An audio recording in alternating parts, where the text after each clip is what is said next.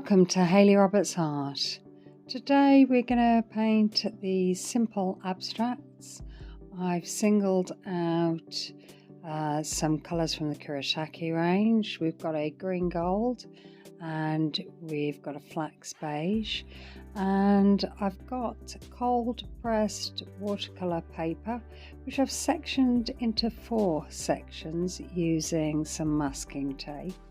I've got a size, I think it might be a size 8 brush there, medium to large brush, and I'm just randomly painting the green gold onto these little squares, just in a random action, up, down, side to side.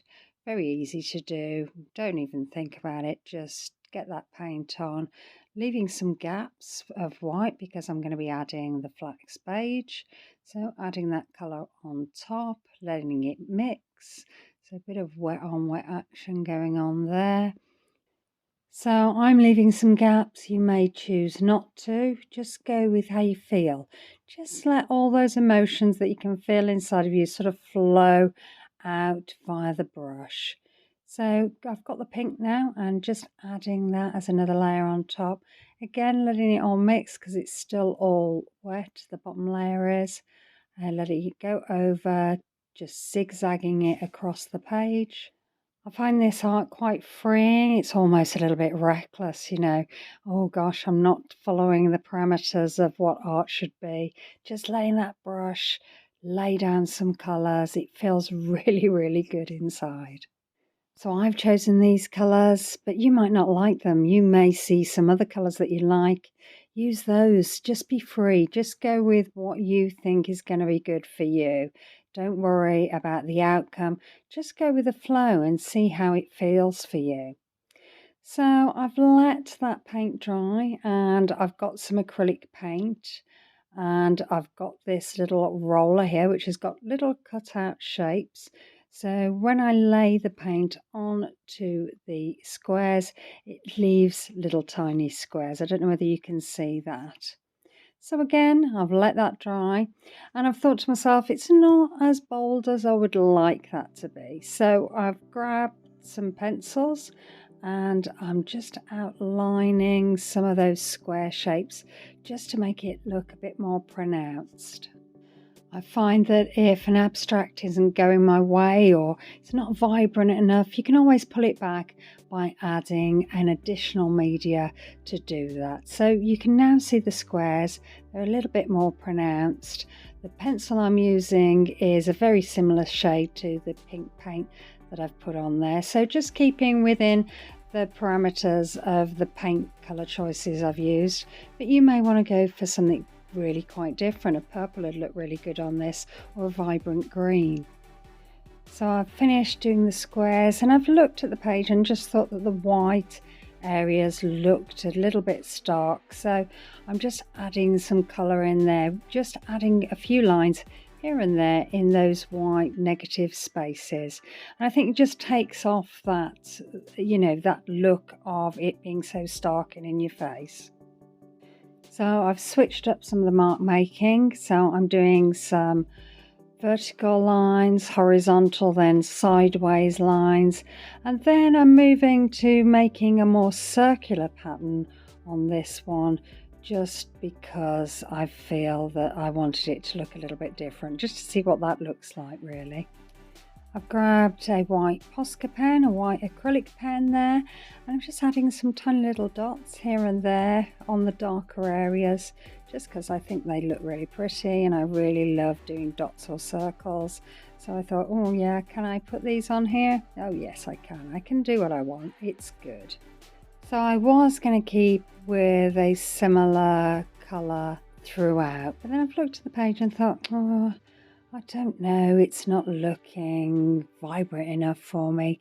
So I decided to get my oil pastels in an orange and a green. Just wanted to zing it up, give it a bit of life. And I'm just adding some marks here and there just to bring it to life. Adding some round circles, sort of smudging that onto the page and adding some lines here and there, and I think it's just adding a little bit more interest now.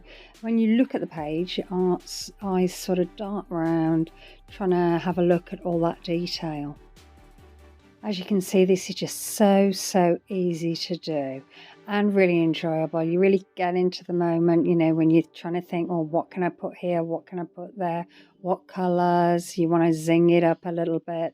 So I hope you get to try this and I hope you like it. If you like it, maybe you'll consider liking and subscribing, or maybe you'll even leave me a comment. That would be brilliant. I'll come straight back to you. Some people have asked me questions and I love that. Some people have given me some positive and negative feedback with regards to the videos, and I welcome that also. So anything you want to put down and let me know about, that'd be great. I'll come straight back to you. Using these oil pastels reminds me of being a kid when you had your crayons and you'd crayon away. They have that similar feeling under your hand. They're lovely and soft. And you can smudge them with your finger, with the heat of your finger, so you can make different marks if you so wish. So continuing to build the picture, and I really didn't want to stop, so I've grabbed the white Posca pen and I'm just putting some lines just inside those little boxes, and that just zings them out a little bit, just makes them more pronounced. You could go on and on and on overlaying your paintings, and that's great because it's so much fun. It's so hard to stop. You just want to keep on going. So that's me. That's what I'm doing here, just finding a reason to keep going. So when you think your painting is all finished and you're happy with it, then what you need to do is just heat up that tape. Heat it quite well, because I've had occasions where it's ripped when I've tried to take it off my painting, and I've ended up with a little tear and I've had to glue down corners or whatever. So heat it up, make sure it's nice and warm so that glue sort of melts away, and then you can take your tape away and reveal your lovely picture. I love this bit, especially with doing the sections, because then you have that nice clean border and it's lovely to look at. So you could cut these up, use them as tags, or you could use them on another painting sort of as a collage, whatever you feel you want to do with them. Maybe you don't want to do anything with them, but you can see the detail here, and it's been really fun to do. You can see it all there, all the lovely lines, etc. So I hope you get to try this, and I hope to see you again soon. Thank you for spending the time, and have a great day. Okay then, thanks, bye.